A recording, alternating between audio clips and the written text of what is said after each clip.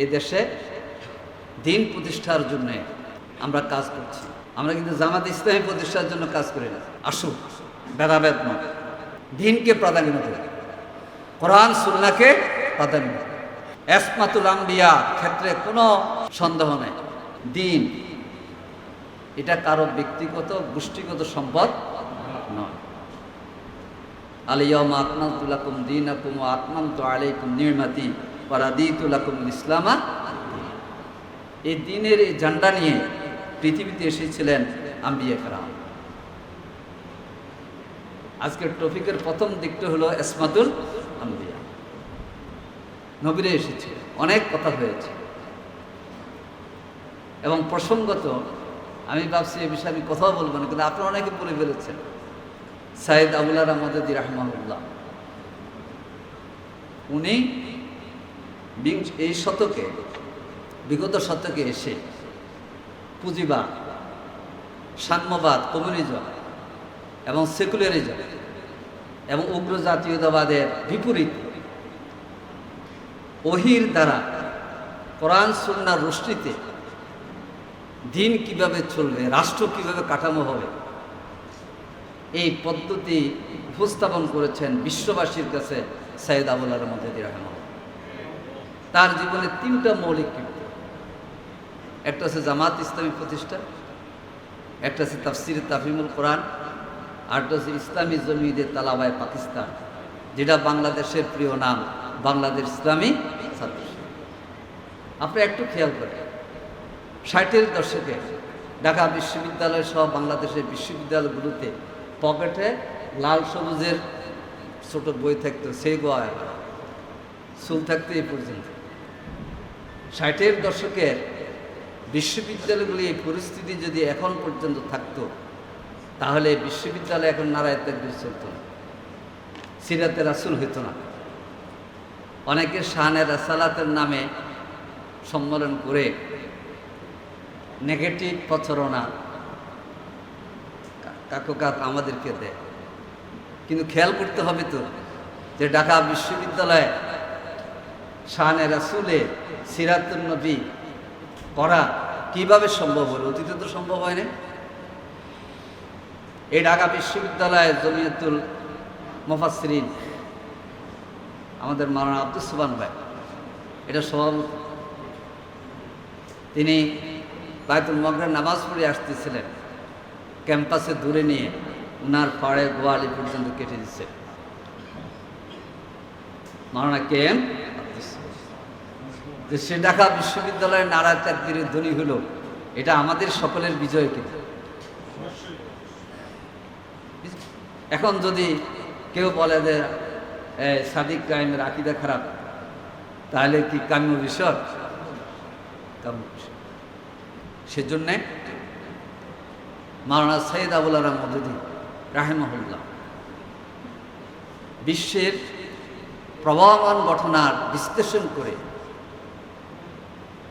মুহাম্মদ রাসূলুল্লাহ সাল্লাল্লাহু আলাইহি সাল্লাম উপস্থিত দিনকে কিভাবে মানুষের হৃদয়গ্রাহী করা যায়,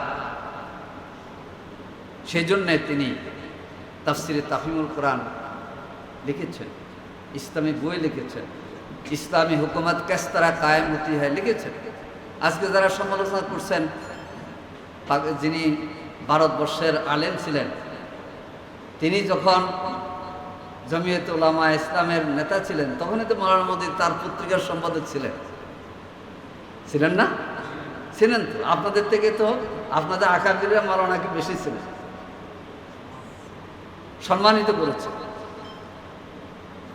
1951 সালে পাকিস্তানের শাসন ব্যবস্থায় তৎকালীন প্রধানমন্ত্রী চেয়েছিল আমাদের কাছে যে আপনারা কেবল ইসলামের কথা বলেন। দেখেন, পাকিস্তানের সংবিধানের ইসলাম হবে এটার রূপরেখা দেন 31 দফা প্রণয়ন করেছিল।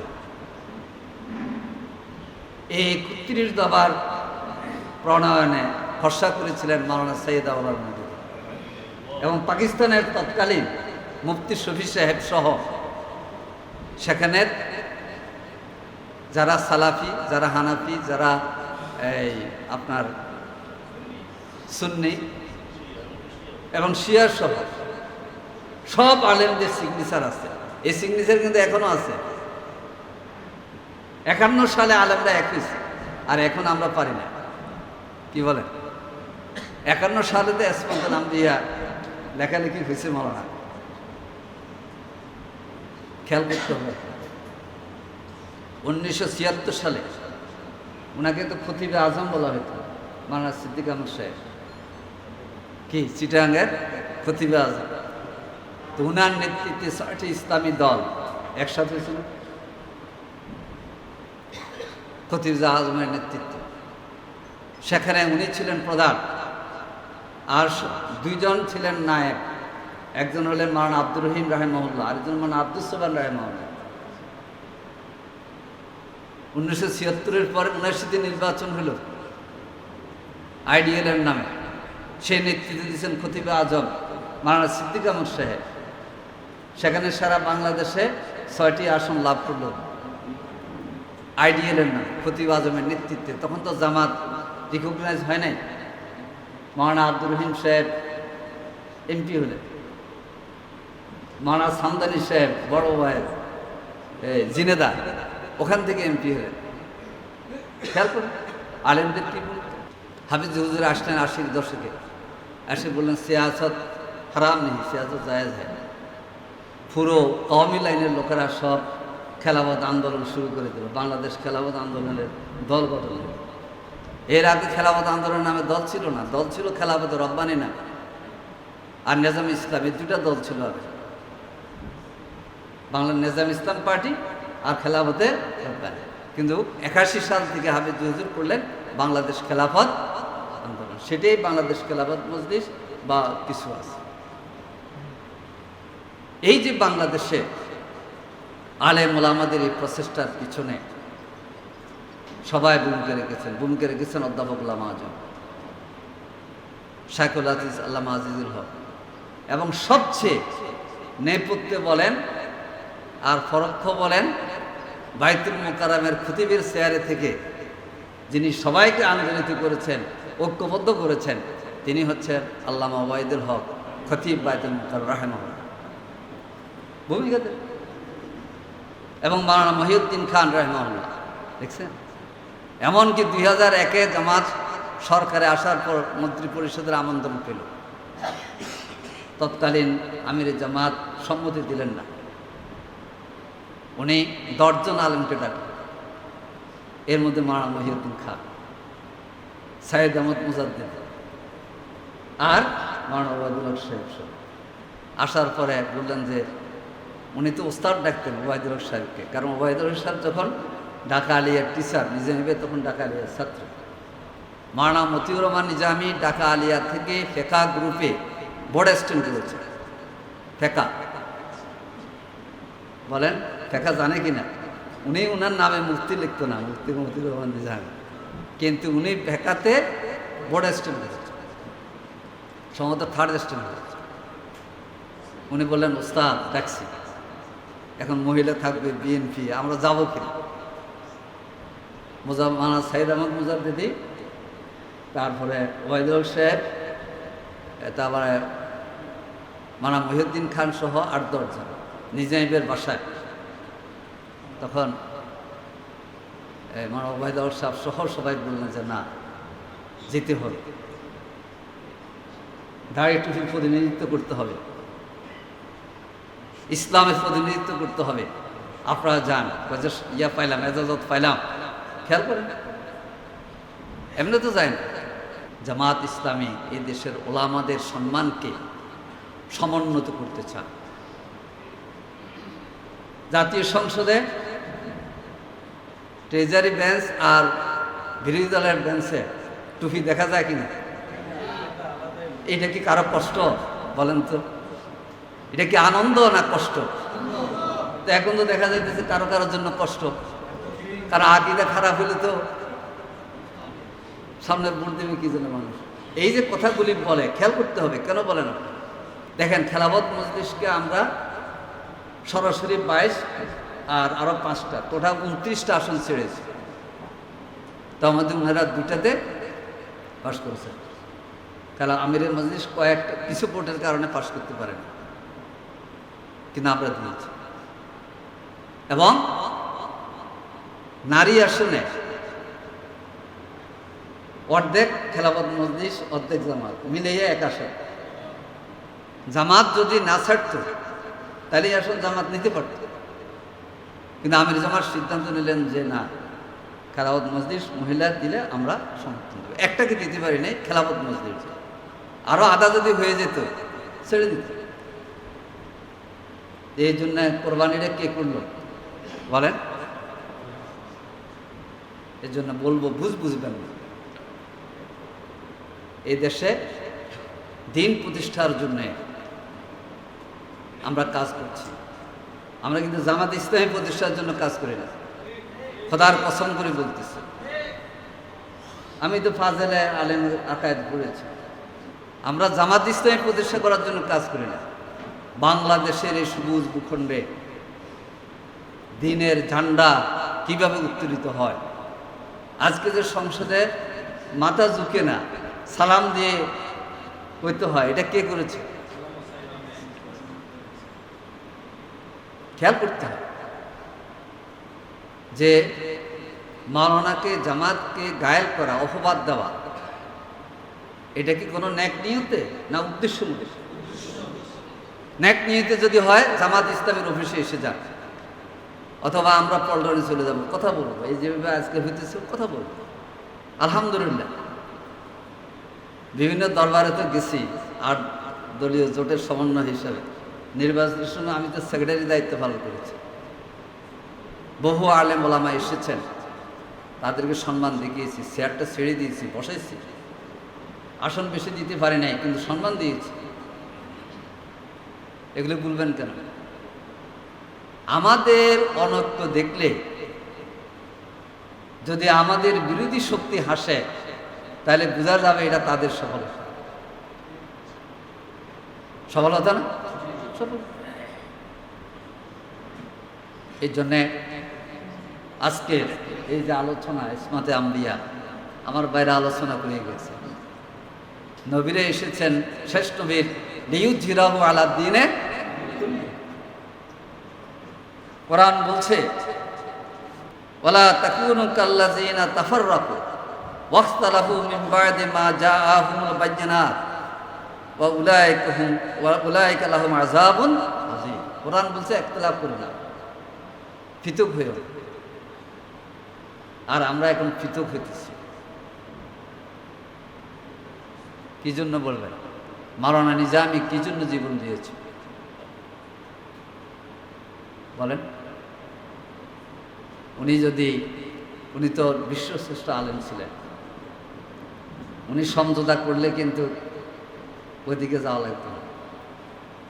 উনি পাশি রশিদে গিয়ে বলেছেন, যখন পাশি রশিদ ধরতে যাচ্ছেন তখন ডিসি দাঁড়ান, ডিসি বলতেছেন স্যার কি করছেন? বলছে না, আমি মানুষদেরকে দার্সে কোরআন, দার্সে হাদিস, দিনের যে কথা বলে উদ্বুদ্ধ করেছিলাম আল্লাহর কাছে পৌঁছার জন্য, আজকে সে মাহেন্দ্র খরামি পেয়ে গেছে। আল্লামা সাঈদী 15 বছর 1 মাস কেন তাকে জেলে থাকা লাগলো বলেন? বিশ্বশ্রেষ্ঠ আলেম, সবাই ছিলেন, সবাই ছিলেন। এবং একজন সিকিউরিটি, পুলিশ অথবা অন্য সংস্থা, তো ওনাকে রিমান্ডে নিচ্ছে, পায়ে পড়ে যাচ্ছে। উনি বললেন তুমি পায়ে পড়তেছেন বলে? তো স্যার, বহুদিন আপনার তাফসীর মাহফিলে ডিউটি করেছি, আপনার সাথে আমার মোলাকাত হয়নি, আপনার পাটা ছুঁয়ে আমি দোয়া নিতে চাই। ফাঁস হওয়া লাগবে না, দোয়া। 15 বছর 1 মাস কি জন্য জেল করেছে? ওনাকে তো লোভনীয় প্রস্তাব দেওয়া হয়েছে, মাওলানা আপনি কিন্তু দল করলে বড় দলের চেয়ারম্যান হতে পারেন, আপনি বাইরে চলে যেতে পারেন। কিন্তু আল্লামা সাঈদী তো বলেন নাই যে আমি আমার এই দেশের মাটিতে থাকব। এই জন্য কেন আমাদের মাঝে একতলাপ? আমরা তো সবাই এক হয়েছিলাম, 8 দল, কি বলেন? আলহামদুলিল্লাহ। আপনারা জানেন আমির জামাতের সাথে আমি সরমনায় গিয়েছিলাম। এরপরও আরও কত সাক্ষাৎ এগুলি বলব। নির্বাচন আগে দুইটা দল তীব্র সমালোচনা করে আমাদের, ওনাদেরকে ডেকেছে, আসছে, এক জায়গায় বসেছে, নিজেরা মেহমানদারি করেছে। আমরা বলছি যে আজকে আপনারা মেহমান, আমরা মেজবান। তাহের ভাই, আমি সহ আরও ছিলাম। আমরা এই সম্মান আগে দেখিয়েছি, এই সম্মান সমুন্নত থাকবে।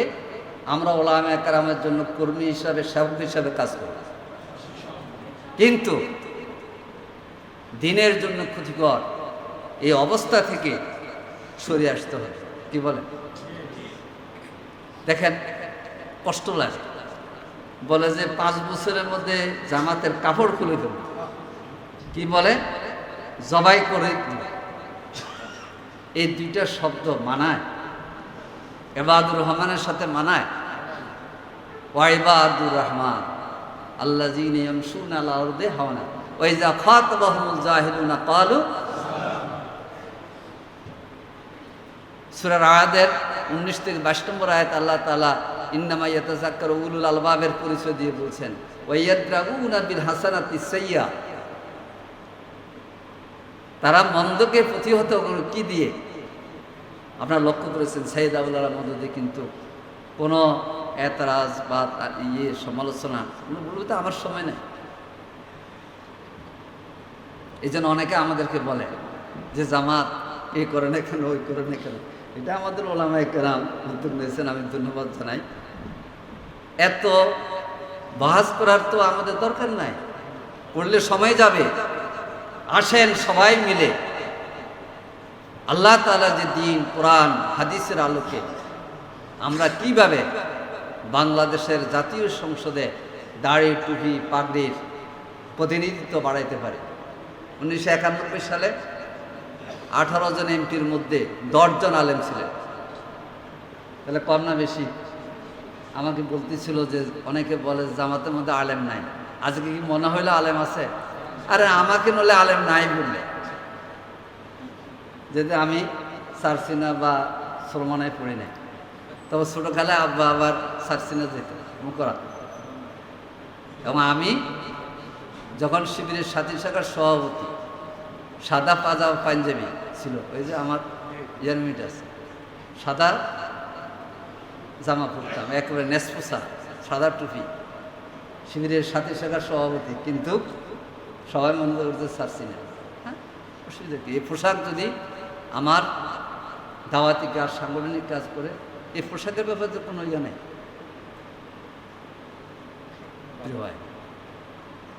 দিন আমার আপনার ভালোবাসার কেন্দ্র। এক জায়গায় বক্তৃতা করতেছিলাম, বলতেছিলাম কোরআন, সলানে পিসেব আছে, বলছে হালিম ভাই সুন্নাটাও লাগাই দেন কোরআন। তা আমি বললাম যে না, কোরআন সুন্নাহ। দেখেন কত মহাব্বত। বলছে বক্তৃতা কোরআন হয়েছে, তো উনি বক্তৃতা শেষ করে বসে আর বলতেছে সুন্নার শব্দটা লাগাই দিলে তো ভালো হইতো। আমি বলছি না, তা তো ঠিক। তারাক্তু ফীকুম আমরাইন লান তাদিল্লু মা তামাসসাকতুম বিহিমা কিতাবাল্লাহ সুন্নাতা রাসূল। বললাম তো আজকে যে আলোচনা, কিতাবুল্লাহ সুন্নাতে রাসূল থাকলে ইসমাতুল আম্বিয়া, তারপর হচ্ছে আদালতে সাহাবা সব আসে কিনা? তো তাহলে কেন দিনের থেকে আমাদের সরিয়ে নেওয়ার জন্য আন্তর্জাতিক, আঞ্চলিক এবং দেশীয় যে ষড়যন্ত্র, আল্লাহ তাআলা যেন এর থেকে আমাদের হেফাজত করে। আজকে জাতীয় সংসদে নেকা বলা বোনেরা যখন কথা বলে তখন মনটা ভালো লাগে না? ভালো লাগে। আপনাদের খেয়াল করতে হবে, এই সংসদের গ্যালারি থেকে আল্লামা আহমদ শফিকে বলছে তেতুল হুজুর, বলছি কিনা না? আমি কথা বলছি, তেতুল হুজুর। আল্লামা জুনায়েদ বাবনগরী জীবন বিপন্ন, এই বয়সে রিমান্ড। সেই সময় কে মাননা জুনায়েদ বাবনগরী দেখতে গিয়েছিল, একটু খবর নেন। হেফাজতের যে শহীদ হলো মেসাকার রাত্রে, সে রাত্রে শহীদের রক্তের সাথে মিশে শহীদদের লাশ এবং তাদের বাড়িঘরের খবর কারা নিয়েছিল? আজকে কাদেরকে আপনারা গালি দেন? কারা নিয়েছে? ব্রাহ্মণবাড়িয়া হত্যাকাণ্ডে যারা শহীদ হয়েছে, এই শহীদদের বাড়িতে কারা গিয়েছে? কেন আমাদেরকে দুশ্মন ভাববেন? মাওলানা আবুল বাশার আকিদা ঠিক নাই, ডক্টর খলিল মাদানি ঠিক নাই, এ কথা বললে মানুষ বিশ্বাস করবে? আসুক, ভেদাভেদ নয়, দিনকে প্রাধান্য দেবে, কোরআন সুন্নাহকে প্রাধান্য দেবে। ইসমাতুল আম্বিয়া ক্ষেত্রে কোনো সব সন্দেহ নেই। আমি আয়াত বলছিলাম, আল্লাহ তাআলার প্রকৃত ইমানদার গোলাম হচ্ছে তারা যারা আল্লাহ তার রাসূলের প্রতি ঈমান এনেছে। সুম্মা লাম ইয়ারতাবু, সন্দেহ সবাতে পড়ে নাই। ওয়াজাহাদু বিআমওয়ালিহিম ওয়া আনফুসিহিম ফি সাবিলিল্লাহ উলাইকা হুমুস সাদিকুন, তারা সত্যবাদী। সূরা হাশরের আরেকটি আয়াতে লিল ফুকারাইল মুহাজিরিন আল্লাযিনা উখরিজু মিন দিয়ারিহিম, ওই আয়াতে বলা হয়েছে উলাইকা হুমুস সাদিকুন উলাইকা হুমুল মুফলিহুন। মাওলানা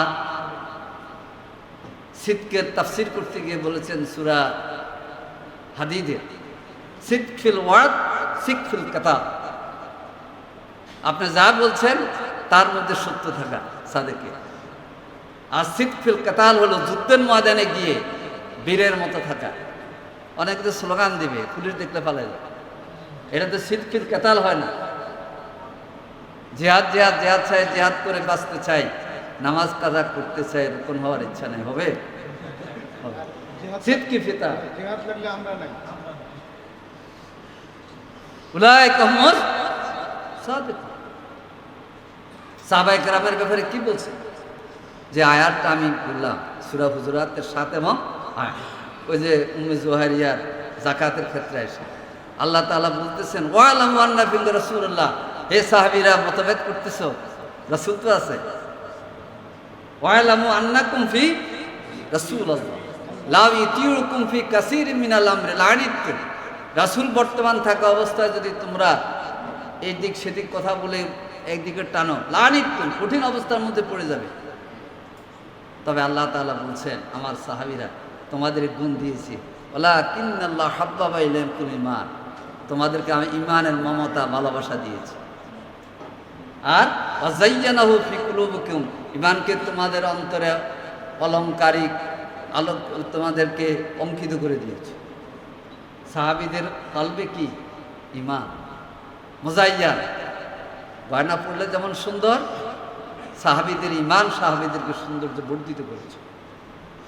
ওয়াকাররাহা ইলাইকুমুল কুফরা ওয়াল ফুসুক ওয়াল ইসয়ান, কুফরি, ফাসিকি, ইসয়ান, অবাধ্যতা, দেখেন তিনটা জিনিস, এগুলো সাহাবীদের মধ্যে নাই। আল্লাহ তাআলা বলছেন উলাইকা হুমুর রাশিদুন, তারা কি? আজকে যারা বলেন আমি আপনাদের সময় নিয়েছি, বলবো বিগত আমি তো ছাত্র ছিলাম, কাজ করতেছি, আমাদের ছাত্র জীবনের থেকে এই পর্যন্ত জামাত ইসলামী ইসলামী ছাত্র শিবিরের এমন কোনো শিক্ষা শিবির বাদ যায় না যেখানে আলোচনার শিরোনাম থাকে না আসহাবে রাসূলের জীবন দ্বারা। আমার তো এখন কান্না আসছে, একদিন মাওলানা সাইদি সাহেবকে আলোচনা দেওয়া হলো সাহাবায়ে কেরামের আত্মত্যাগ, উনি আলফালাতে বক্তৃতা করতেছেন, সাহাবীদের ঈমানের দৃঢ়তা বলতেছে, আর তারা কাঁদতেছে। সাহাবীদের ঈমানের দৃঢ়তা, সাহাবীদের ত্যাগ কোরবানি, আপনারা দেখেন চেক করে গত 40-50 বছরে আপনারা কি শিখা? এক একটা আসহাবে রাসূলের আলোচনা, এটা বেশি করতেন অধ্যাপক নাজির আহমেদ। আসহাবে রাসূলের আলোচনা সূচনা হওয়ার 20 মিনিটের মধ্যে কান্না শুরু হয়ে যেত। এক এক সাহাবীর কথা বলতেছে, কে কোরআন কিভাবে তেলাওয়াত করে,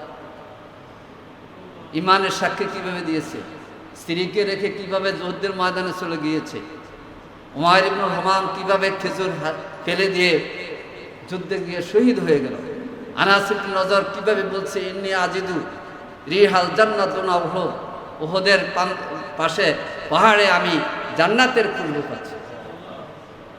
আপনারা কি মনে করেন এগুলি না শিখেলে, যারা আমাদেরকে রিমান্ডে নিয়ে বলেছে এই রিমান্ডে কথা বলো, নজর শেষ হয়ে যাওয়া, আমাদের কর্মী নেতারা যে রিমান্ড সহ্য করেছে, 100 দিন 150 দিন 250-300 মামলা দিয়ে আমাদেরকে নিঃশেষ করতে পারেনি কেন? এ আসহাবে রাসূলের ত্যাগ কোরবানির ইতিহাস। আমাদের আলোচনা আরেকটা বিষয় আমরা গত কয়েক বছর করেছি, সেটা হলো নবীদের চারিত্রিক জীবন। আম্বিয়া কেরামের প্রিয় ভাইয়েরা, হযরত আব্দুল্লাহ ইবনে মাসউদের বর্ণিত হাদিসটা আমি বেশি বলি। তিনি বলেছেন যে উলায়েকা আসহাবু মুহাম্মাদিন কানু খায়রা হাযিল উম্মাহ। সাহাবায়ে কেরাম তাদের 3টা বৈশিষ্ট্য উল্লেখ করেছেন। আবার রাহা কুলুবান, তারা অন্তরের দিক থেকে অত্যন্ত সৎ, নিষ্কলুষ অন্তর। আবার রাহা কুলুবান, আমাকাহা ইলমান, এলেমের দিক থেকে গভীর জ্ঞানের অধিকারী। ওয়া আকাল্লাহা তাকাল্লুফা, সর্বাধিক কম বানতে, কৃত্রিমতা নাই এদের মধ্যে, আল্লাহর জন্য কাজ করে। ইখতারাহুমুল্লাহু লিসুরবাতি নাবিয়িহি ওয়া নাকলি দীনিহি, আরেকটাতে বলছে ইকামাতি দীনিহি। তারপরে আল্লাহ তাআলা তাদেরকে দ্বীনের জন্য কবুল করেছেন। বলা হচ্ছে যে ফাতাসাব্বাহু লিআখলাকিহিম ওয়া তারাইকিহিম ফাহুম আলা কানু আলা হুদাল মুস্তাকিম। এই দৃঢ় বিশ্বাসে আমরা করি এবং সাহাবায়ে কেরামের ঈমান ত্যাগের চেতনা নিয়ে আমাদের আন্দোলনে এগিয়ে এসেছে। এখন কেউ নতুন নতুন কথা বলে আমাদেরকে আমাদের আদর্শ থেকে সরাতে পারবে না। এজন্য আসুন, ধন্যবাদ আজকের ইসমাতুল আম্বিয়া এবং আদালতের সাহাবা, এটা দিয়ে কিছু জটিলতা তৈরি করতে চাইছে কেউ কেউ মাঠে। আশা করি পারবেন, কি বলেন? কারণ আপনারা তো আছেন। আপনারা কারা? ওয়াকাইয়্যিম মিন নাবিয়্যিন কাতালা মাআহু রিব্বিয়ুনা কাসীর। আল্লাহর দ্বীনের জন্য এমন অনেক মুজাহিদ আছে, এমন নবী ছিলেন। কাতালা মাআহু রিব্বিয়ুনা কাসীর, বহু আল্লাহওয়ালা লোক এই নবীদের নেতৃত্বে লড়াই করেছে। ফামা ওয়াহানু লিমা আসাবাহুম ফি সাবিলিল্লাহ ওয়া মা দাউ ওয়া মাস্তাকানু আল্লাহু ইউহিব্বুস সাবিরিন। তারা দুর্বল হয়, তারা হতাশ হয়ে যায়নি, তারা ভড়কে যায়নি। আমরা ভড়কে যাব? যে আলেম আমাদের গালি দিবে আমরা তাদেরকে সম্মান দেখাবো ইনশাআল্লাহ। বাংলাদেশের সকল মহল, সকল পর্যায়ে ওলামায়ে কেরামকে নিয়ে আমির জামাত যায় না, সারসিনে গেছে না, গেছে, কায়েদ সাহেবের কাছে গেছে, এদিকে আলে হাদিসদের ওখানে গেছে। বাংলাদেশের সবচেয়ে সকল মহলের কাছে আমরা যাব। আমরা মনে করি না যে আমরাই পারবো, না, আল্লাহর রহমত, আমরা সবাই আলেম ওলামা, সব মহলের আলেম ওলামাকে নিয়ে বাংলাদেশের জাতীয় সংসদকে কোরআন হাদিসের ইসলামের সংসদ বানাবো। সর্বশেষ কথা বলতেছে, ভুলে যায়, কথা আসে। আমাদেরকে কোনো একটা দল আমাদের থেকে গিয়ে বলে যে জামাত শরিয়া চায় না, এই জন্য আমরা চলে এসেছি, বলে না? এটা জবাব দিয়ে দেখেন, বিএনপি মহাসচিব গত কয়েকদিন আগে বলছে যে জামাত ইসলামী একটি রেজিমেন্টেড দল, শরিয়া ভিত্তিক রাষ্ট্র কায়েম করতে চায়। বলছে কিনা? এর থেকে বড় সাক্ষী আর লাগবে? লাগবে? বিএনপি মহাসচিব বলে যে জামাত ইসলামী শরিয়া ভিত্তিক রাষ্ট্র কায়েম করতে চায়, আর তারা আমাদের বিরুদ্ধে প্রচার চালায় যে মদিনার ইসলাম যেখানে আছে ওখানে যাও। এই জন্যে এগুলো নিজেরা বুঝতে হবে, যৌক্তিকভাবে মানুষদেরকে আমরা বুঝাবো। কিন্তু সীমা লঙ্ঘন হয়, কোনো আলেমের ইজ্জতহানি হয় এবং কোনো ব্যক্তি আমার ঘৃণার শিকার হয়, এই কাজ আমরা করব না। আল্লাহ তাআলা আমাদেরকে আম্বিয়া কেরামের হালাতে, তাদের পথে এবং সাহাবায়ে কেরামের জীবন এবং কর্মের আলোকে পরিশুদ্ধভাবে ভূমিকা পালন করার জন্য তৌফিক দান করুন।